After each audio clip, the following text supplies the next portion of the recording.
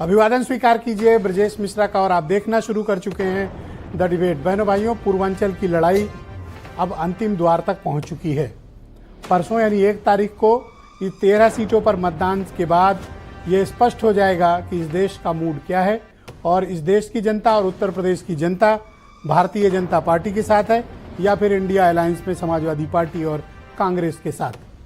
बहनों भाइयों, लेकिन एक बात की तारीफ करनी पड़ेगी कि जिस तरह से इस बार का चुनाव लड़ा गया है वो असामान्य है, असाधारण है और बहुत ही असामान्य परिस्थितियों में लड़ा गया है। और इस बार मुद्दों का चुनाव रहा है, इसलिए कोई ये नहीं कह पाएगा कि ध्रुवीकरण हुआ या धर्म चला या फिर सांप्रदायिकता चली। इस बार ठोस धरातल पर और मुद्दों के आधार पर चुनाव लड़ा गया है, जिसमें जातियां भी चली, संविधान भी चला, मुद्दे भी चले, महंगाई भी रही, बेरोजगारी भी रही, सरकार के अचीवमेंट भी रहे और प्रधानमंत्री नरेंद्र मोदी का एक क्रेडिबल फेस जो भारतीय जनता पार्टी को अभी भी बहुत बूस्टअप दे रहा है। आज चर्चा इस विषय पर करेंगे कि 80 सीटों पर क्या माहौल है और इन 13 सीटों के मतदाताओं के मन में क्या चल रहा है। बहनों भाइयों, इसमें कोई दो राय नहीं है कि देश की सरकार उत्तर प्रदेश से बनेगी। दिल्ली का रास्ता लखनऊ से होकर जाता है, ये एक शाश्वत सच है और इस बार भी ये सच होने जा रहा है। देश में किसी ने भी मजबूत सरकार अगर कभी भी बनाई है तो उसका क्रेडिट उत्तर प्रदेश को गया है। कभी उत्तर प्रदेश कांग्रेस का एक अभेद्य किला हुआ करता था। बाद में मंडल और मंडल के राजनीति के बाद यहां पर समाजवादी पार्टी, बहुजन समाज पार्टी और भारतीय जनता पार्टी ने बहुत तगड़ी राजनीतिक हैसियत अख्तियार की। लेकिन वक्त के साथ बहुत चीजें बदली और फिर जो सपा बसपा का चरमोत्कर्ष था उसके बाद उस पोजीशन को हासिल की भारतीय जनता पार्टी ने। 14 में उन्हें कोई नहीं हरा पाया, 19 में उन्हें कोई हराने में छींके आ गई और अब 24 का चुनाव सामने है। इसमें असेंबली इलेक्शंस का हम जिक्र नहीं कर रहे हैं, मैं जनरल इलेक्शंस की बात कर रहा हूं। और बहनों भाइयों, ये तीसरा चुनाव है जो बड़ी टफ बैटल लड़ी गई है। लेकिन ये 14 और 19 की तरह का चुनाव नहीं है। 24 का चुनाव बिल्कुल अलग चुनाव है। 24 का चुनाव मुद्दों का चुनाव है। 24 का चुनाव विपक्ष के मुद्दों के आधार पर है। 24 का चुनाव प्रधानमंत्री नरेंद्र मोदी के क्रेडिबल फेस, उनके अचीवमेंट्स और भारतीय जनता पार्टी के नेतृत्व की क्षमता पर है। लेकिन इस बार के चुनाव में दोनों पक्ष, सत्ता पक्ष और प्रतिपक्ष,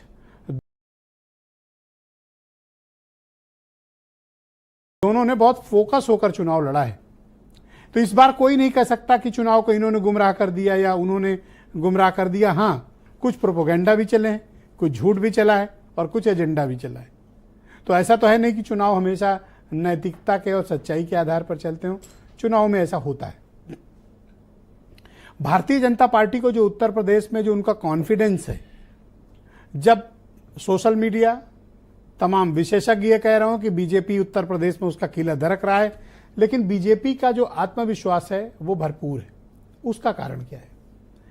बीजेपी का ऐसा मानना है कि उनकी टैली में बहुत कुछ नुकसान है नहीं बल्कि प्लस होगा। लेकिन जो प्रेक्षक हैं, ऑब्जर्वर्स हैं, जो करंट मूड जनता का देख रहे हैं, जो रैलियों में आ रहे भीड़ को देख रहे हैं, उनका मानना है कि उत्तर प्रदेश में इस बार बड़ा बदलाव होने जा रहा है। ग्राउंड पर कौन से मुद्दे चल रहे हैं बहनों भाइयों? कौन से वो मसले हैं जो ज्यादा चले और कौन से मसले हैं जो नहीं चले? तो पहले बताते क्या नहीं चला। इस बार धर्म, मुसलमान, मंदिर, मस्जिद ये बहुत कम चले। ऐसा नहीं कि नहीं चले, चले लेकिन बहुत कम चले। ऐसा चले कि जिनसे चीजें बहुत प्रभावित नहीं होंगी। अब की जनता डिमांडिंग हो गई है इस बार की। वो रोजगार की बात करती है, वो महंगाई की बात करती है, वो उन मेंबर ऑफ पार्लियामेंट्स की बात करती है जो वोट लेकर तो गए लेकिन फिर वो काम पलट कर आए नहीं, काम नहीं किया। अब लोग विकास, रोजगार और महंगाई की भी बात कर रहे हैं। विपक्ष ने इस बार जातीय गोलबंदी जबरदस्त की।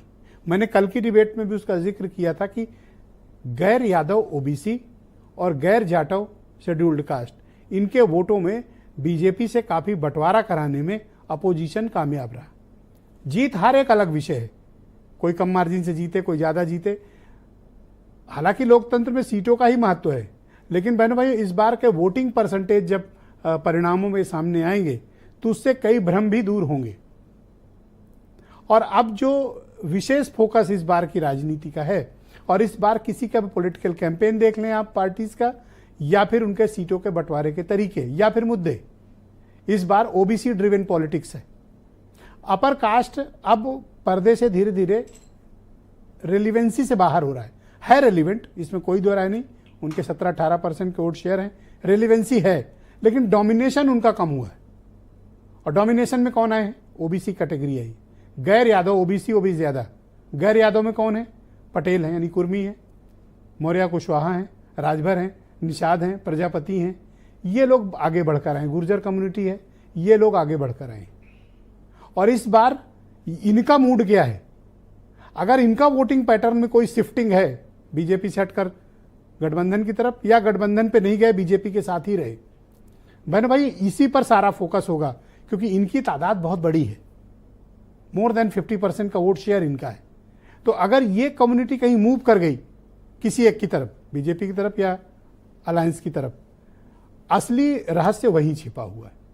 अगर ये डिकोड हो जाए कि गैर यादव ओबीसी किसे वोट कर रहे हैं और गैर जाटव शेड्यूल्ड कास्ट कहाँ वोट कर रहा है और लायन शेयर कौन ले रहा है, बहनों भाइयों जीत का फार्मूला बस इन दो बात पे छिपा हुआ है। कोई रॉकेट साइंस नहीं है, बस ये डिकोड हो जाए।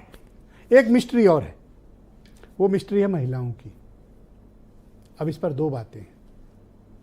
मध्यम वर्ग, निम्न मध्यम वर्ग, शेड्यूल्ड कास्ट कम्युनिटी, नौकरी पेशा तबका और छोटा मोटा काम धंधा करने वाले, स्ट्रीट वेंडर्स और रोजगार करने वाले लोग। आई एम नॉट श्योर कि इनमें कौन सा मत सही है, इसलिए आपके समक्ष प्रस्तुत कर रहा हूं, इसका निर्णय आप करें। इसमें दो मत हैं कि महिलाओं का एक बड़ा वर्ग भारतीय जनता पार्टी पर, प्रधानमंत्री नरेंद्र मोदी के फेस पर वोट कर रहा है, महिलाओं का। मर्दों का वोटिंग पैटर्न जो है वो महिलाओं का नहीं है। ये एक पहली बात सामने आई। लेकिन अब जब आप सेंट्रल यूपी से ईस्टर्न यूपी की तरफ चलेंगे तो महिलाओं का वोटिंग पैटर्न वही है जो मर्दों का है। इधर भी है, पश्चिम में वो पैटर्न नहीं था, रोहिलखंड में भी वो पैटर्न नहीं था, लेकिन वो पैटर्न आपको दिखेगा ईस्टर्न यूपी और सेंट्रल यूपी में। तो क्या इतनी सीटें हैं कि उस सीटों पर महिलाओं के मतदान का जो पैटर्न है, जो वोटिंग बिहेवियर है, वो क्या कहता है? सामान्य तौर पर किसी भी विश्लेषण में, किसी भी एग्जिट पोल में, किसी भी सर्वे में मर्दों की राय को ही राय माना जाता है। तो ये जमाना बीत गया कि जो मर्द करते हैं वो उनके अपनी घर की औरतों से करा देते हैं।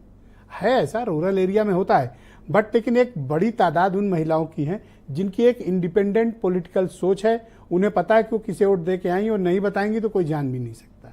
तो उनका अपना एक अलग पॉलिटिकल थॉट प्रोसेस है।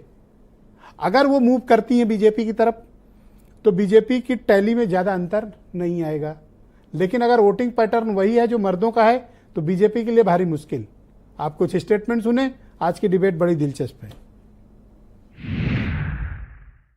400 पार की बात जब होती है तो कांग्रेस और आम आदमी पार्टी को चक्कर आने लगता है, क्योंकि 400 सीटों में चुनाव ही नहीं लड़ रहे, उस प्रकार की लड़ने की क्षमता भी नहीं।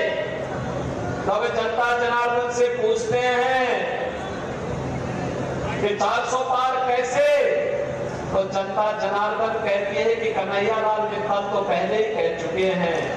और कन्हैयालाल ने पहले ही क्या कहा था? इन्होंने कहा था जो राम को लाए हैं हम उनको। पहले मैं सोचता था काशी में लड़ाई है, क्यूटो में, लेकिन जब से मैंने देखा है और काशी के लोगों ने क्यूटो के नाम से जो धोखा खाया है, क्यूटो तो बनी नहीं। तो इस बार मुझे लगता है क्यूटो भी हारने वाले हैं प्रधान सांसद जी। इस बार शहजादे शह देंगे और जनता इन्हें मात देने जा रही है।